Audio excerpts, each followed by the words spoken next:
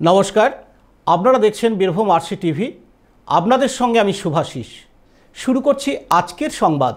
বিস্তারিত সংবাদে যাওয়ার আগে দেখে নেব সংবাদ শিরোনাম। চিনপাই কালী মন্দিরে চুরি যাওয়া গয়না ফেরত।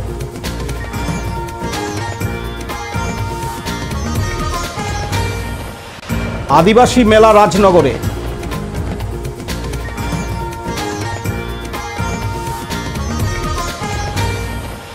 রামপুরহাট ফুটওভার ব্রিজ নিয়ে ডেপুটেশন।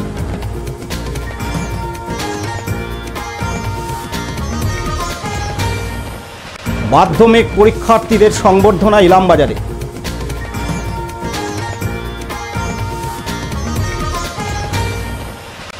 বনভোজনে মাতল নৃত্যশিল্পীরা।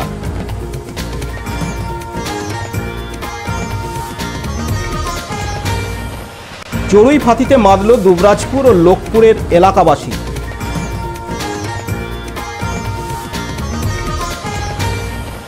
স্বামী বিবেকানন্দের স্মরণে নানান অনুষ্ঠান।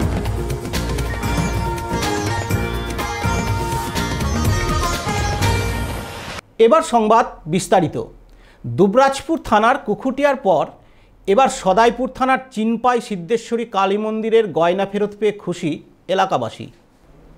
চিনপাই সিদ্ধেশ্বরী কালী মন্দিরের গয়না উদ্ধার জেলা পুলিশের একটি বড়সড় সাফল্য। এই মন্দিরের কালী প্রতিমার গয়না ফেরত পেয়ে খুশি চিনপাইয়ের গ্রামবাসীরা। উল্লেখ্য, কালী পুজোর সময় সিদ্ধেশ্বরী কালী মন্দিরের বড় মা ও ছোট মায়ের গয়না চুরি করে দুষ্কৃতীরা, যার জেরে এলাকা উত্তাল হয়ে ওঠে। 60 নম্বর জাতীয় সড়ক অবরোধ করা হয়। 24 ঘন্টার মধ্যে গয়না উদ্ধারের দাবি করা হয় এলাকাবাসীর পক্ষে। পুলিশ কুকুর এনে তদন্ত করা হয়। তাতেও কোনো সুরাহা না হলে গ্রামবাসীরা সিআইডি তদন্তের দাবি করেন এবং জেলা পুলিশ সিআইডির হাতে তদন্তের ভার তুলে দেন। গত 10ই ডিসেম্বর পশ্চিম বর্ধমানের 2 ব্যক্তিকে গ্রেপ্তার করে পুলিশ। তাদের জিজ্ঞাসাবাদের পর সামান্য কিনারা হলেও পুনরায় অভিযান চালিয়ে জেলা পুলিশের বড়সড় সাফল্য দেখা গেল মন্দিরে চুরি যাওয়া গয়না উদ্ধারে। আর এই চুরি যাওয়া গয়না মন্দির কমিটির হাতে আসতেই আনন্দের জোয়ার বয়ে যায় চিনপাই গ্রামে।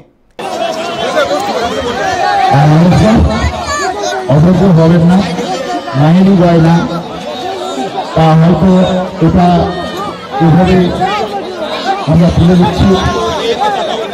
আপনারা আবার মায়ের গয়না গড়িয়ে নেবেন। এই গয়নাটা ওরা নষ্ট করে ফেলেছিল, গলিয়ে ফেলেছিল। আমরা সেটা কেটে আমরা পাঠিয়েছিলাম এবং কেটে পাঠানোর পর এখানকার যারা সবাই এবং এখানকার যারা কর্মকর্তা বিভিন্ন প্রক্রিয়ার মাধ্যমে তারা আইডেন্টিফাই করেছিলেন যে হ্যাঁ এই গয়নাটা এই গয়না এবং ঠাকুরের গয়না, এবং যারা দোষী তারা স্বীকারও করেছিল। তাদের কাছ থেকে পাওয়ার পর কোর্টের আদেশে মাননীয় আদালতের নির্দেশে সেই সমস্ত গয়না আমরা ফিরিয়ে দিচ্ছি। আমার বিশ্বাস সেই গয়না আবার নতুন করে তৈরি করে মায়ের গলায় সোহাপাত আশীর্বাদ করি। ঠাকুর সবাই ভালো থাকুন, ঠাকুরের কাছে চলে এই বক্তব্য।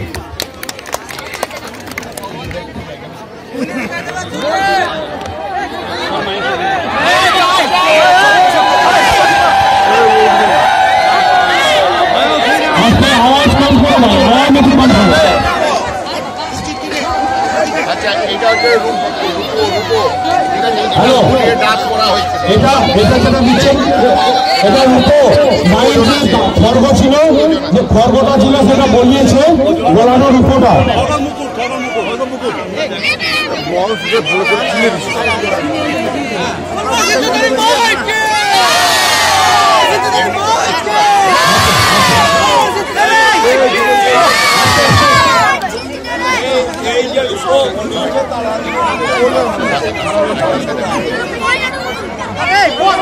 আচ্ছা, যে রূপটা বলিয়েছিল, রূপোর যেটা ডাব আমরা পেলাম গলানো, সেটা আনুমানিক ওজন 500।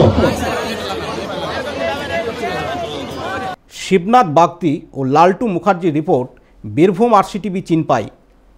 রাজনগর ডাকবাংলো মাঠে গতকাল থেকে শুরু হয়েছে আদিবাসী মেলা। এই মেলা চলবে আগামী কাল পর্যন্ত। রাজনগর নজরুল মঞ্চে বিভিন্ন আদিবাসী দলের নাচ ও গান পরিবেশিত হয়। রয়েছে ফুটবল ও তীরন্দাজি প্রতিযোগিতা। সরকারি ব্যবস্থাপনায় রয়েছে প্রদর্শনী স্টল। আজ আদিবাসী সমবায় সংস্থা আলিগড় ল্যাম্পসের পক্ষ থেকে 18 জন আদিবাসী মহিলার হাতে 1,80,000 টাকা ক্ষুদ্র ঋণের চেক তুলে দেওয়া হয়।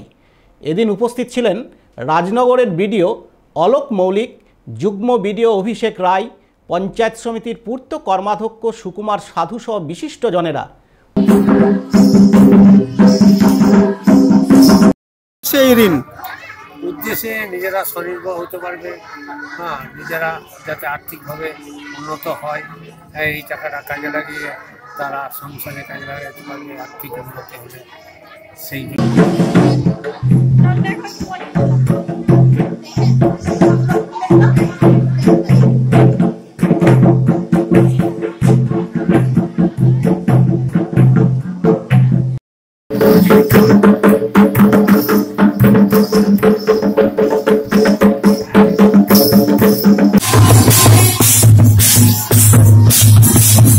উত্তম মণ্ডল ও খান আরশাদের রিপোর্ট, বীরভূম RCTV রাজনগর। গতকাল রামপুরহাট ফটকদুয়ারে রেলগেটে ফুটওভার ব্রিজের দাবিতে পূর্ব রেলের জেনারেল ম্যানেজারকে ডেপুটেশন দেওয়া হয় INTUCর পক্ষ থেকে। কংগ্রেস কর্মীরা মিছিল করে রামপুরহাট স্টেশনে উপস্থিত থেকে তাদের ডেপুটেশন প্রদান করেন। উপস্থিত ছিলেন বীরভূম জেলা কংগ্রেসের সভাপতি সৈয়দ সিরাজ জেম্মি, INTUCর সভাপতি শাহজাদা হোসেন, রামপুরহাট বিধানসভা যুব কংগ্রেসের সভাপতি আঙুর মিয়া সহ অন্যান্য কংগ্রেস কর্মীগণ। আমরা গতকালকে মাননীয় স্টেশন ম্যানেজার মহাশয়ের কাছ থেকে আমরা অনুমতি নিয়েছি। মাননীয় স্টেশন ম্যানেজার মহাশয় আমাদেরকে। সৌগত মণ্ডলের রিপোর্ট, বীরভূম RCTV রামপুরহাট। ইলামবাজারের প্রত্যাশা সংস্থার পক্ষ থেকে এই ব্লকের বিভিন্ন স্কুলের মেধা অন্বেষণ পরীক্ষার গ্রুমিং ক্লাস আজ সমাপ্ত হলো। এদিন ছাত্রছাত্রীদের হাতে প্রত্যাশা সংস্থার পক্ষ থেকে সংবর্ধনা ও উপহার দেওয়া হয়। ইলামবাজারে প্রত্যাশা সংস্থার পক্ষ থেকে দীর্ঘদিন থেকে অভিজ্ঞ শিক্ষক মণ্ডলীর দ্বারা মাধ্যমিক পরীক্ষার্থীদের জন্য গ্রুমিং ক্লাস নেওয়া হচ্ছিল। আজ সেই গ্রুমিং ক্লাস সমাপ্ত হলো এবং ছাত্রছাত্রীদের কাউন্সেলিং করা হয়। এদিন ছাত্রছাত্রীদের হাতে সংস্থার পক্ষ থেকে সংবর্ধনা উপহার দেওয়া হয়। এদিন উপস্থিত ছিলেন মধ্যশিক্ষা পর্ষদের প্রধান পরীক্ষক। ছাত্রছাত্রীরা এই শিক্ষা প্রতিষ্ঠান থেকে শিক্ষা পেয়ে আনন্দিত ও আপ্লুত, কেননা বিনা খরচে এরকম একটা সুযোগ তাদের পড়াশোনার ক্ষেত্রে মান বৃদ্ধি ও উৎসাহিত করে। এই সংস্থা একাধিক সামাজিক কাজে নিজেদের নিয়োজিত রেখেছে। প্রত্যাশার ক্লাস করে খুব ভালো লাগলো। 1 মাস হলো এদের সাথে আমাদের সম্পর্ক, খুব ভালো লাগলো প্রত্যাশার ক্লাস করে। কি বলবো আর, প্রত্যাশা একটা খুব ভালো প্রকল্প। এই প্রত্যাশায় আমরা 1 মাস ধরে যে ক্লাসগুলো করছি, ক্লাস থেকে মাধ্যমিকে পরীক্ষা দেওয়ার জন্য অনেক কিছু টিপস পেলাম এবং খাতা কিভাবে তৈরি করতে হবে বা সেই ধরনের নানান মাধ্যমিকে ভালো নাম্বার তুলতে গেলে কি করতে হবে সেগুলো সব প্রত্যাশা আমাদেরকে জানিয়েছেন। খুব ভালোভাবে উপকৃত হয়েছে এর দ্বারা। প্রত্যাশা নিঃস্বার্থে আমাদের জন্য যেসব করেছে তা কোনো মানুষই করবে না বলে আমার মনে হয়। আর প্রত্যাশা আমাদের জন্য আমাদের কাছে কোনো টাকা কি কোনো অর্থ সেরকম কোনো কিছুই করে নাই, কিন্তু প্রত্যাশা অসহায় মানুষদের পাশে যে যেমনভাবে দাঁড়িয়েছে তা মনে হয় যেন গাছের ছায়া যেমন দিয়েছে সেরকমভাবে। সালমান মণ্ডলের রিপোর্ট, বীরভূম RCTV রামবাজার। পৌষ মাসের শেষ রবিবার আজ দুবরাজপুর পাহাড়েশ্বরে বনভোজনে দেখা গেল পর্যটকদের ভিড়। বিগত বছরের 25শে ডিসেম্বর, এবছরের 1 জানুয়ারি থেকে কোনো না কোনো বনভোজনের দল এসে এই পাহাড়েশ্বরের প্রকৃতির কোলকে বেছে নেয়। ঠিক তেমনি আজ পৌষ মাসের শেষ রবিবারেও যেমন স্থানীয় মানুষের ভিড় ছিল, তেমনি বাইরে থেকে আসা পর্যটকদেরও ভিড় ছিল চোখে পড়ার মতো।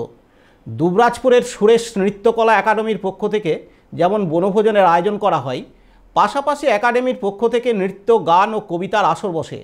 এই সুন্দর মনোরম পরিবেশে শ্রোতা ও দর্শকরা অনুষ্ঠানটি উপভোগ করেন। উপস্থিত ছিলেন সুরেশ নৃত্যকলা একাডেমির কর্ণধার সুরেশ দাস, আনন্দধারা শিশু ভারতীর প্রিন্সিপাল সুপ্রিয়া গড়াই প্রমুখ।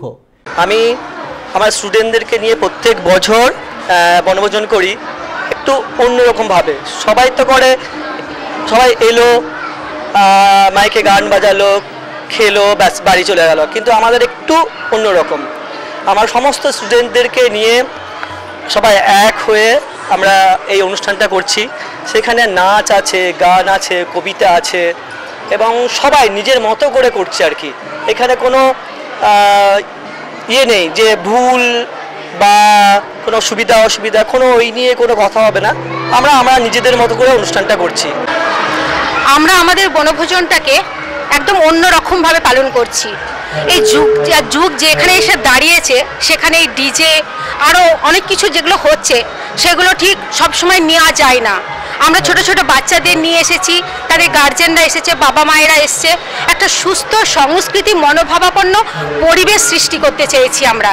বনভোজন তো অনেকেই করে, খাওয়া দাওয়া অনেকেই করে, কিন্তু তার সাথে যে একটা ছোট্ট এই যে সংস্কৃতি প্রোগ্রাম তৈরি করা বা প্রোগ্রাম অনুষ্ঠান আমরা করছি, এটা একটা আমার কাছেও ভালো লাগছে, বা সুরেশেরও একটা ইচ্ছা ছিল, সেই ইচ্ছাটাই আমরা সবাই সহমত প্রকাশ করেছি, ফলে অনুষ্ঠানটা হচ্ছে। একটা নতুন মানে পরিবেশ সৃষ্টি হয়েছে আমাদের এই পাহাড়েশ্বরে।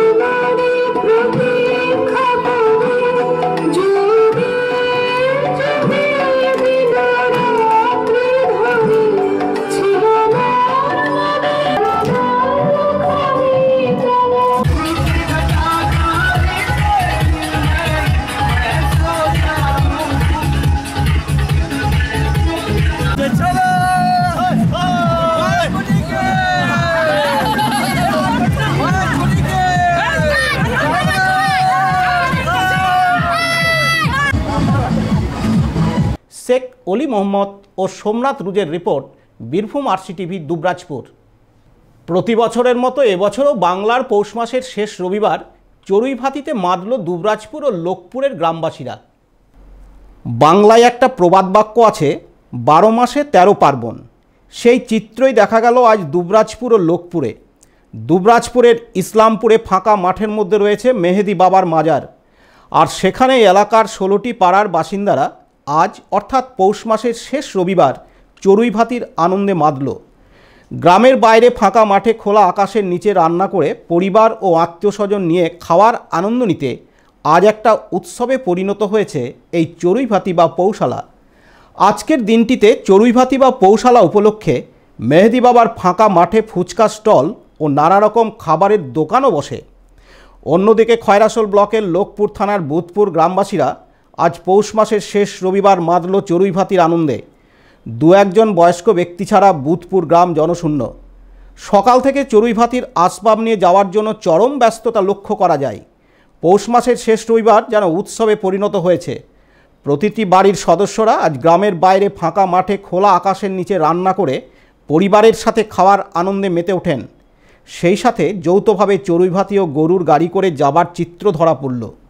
জাকির হোসেন জানান, দীর্ঘ 10 বছর ধরে 25টি পরিবার একত্রে আজকের দিনে নির্জন এলাকায় চড়ুইভাতি করে আনন্দ উপভোগ করে আসছে। রবিবার আমরা পিকনিক মানাচ্ছি, প্রতি 10 বছর ধরে চলছে আমাদের এই পিকনিক। আমাদের সামনে কাছে করে এই জঙ্গলের ধারে 25টা পরিবার মিলে আমরা পিকনিক প্রতি বছর করি পৌষ মাসের শেষ রবিবার।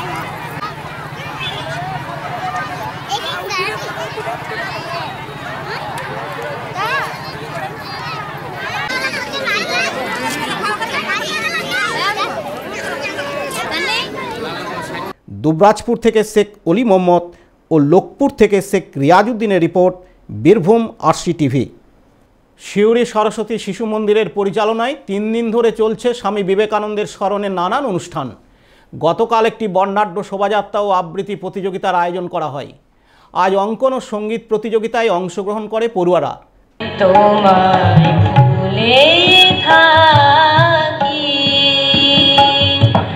তোমার পূজার ছলে তোমায় ভুলে থাকি,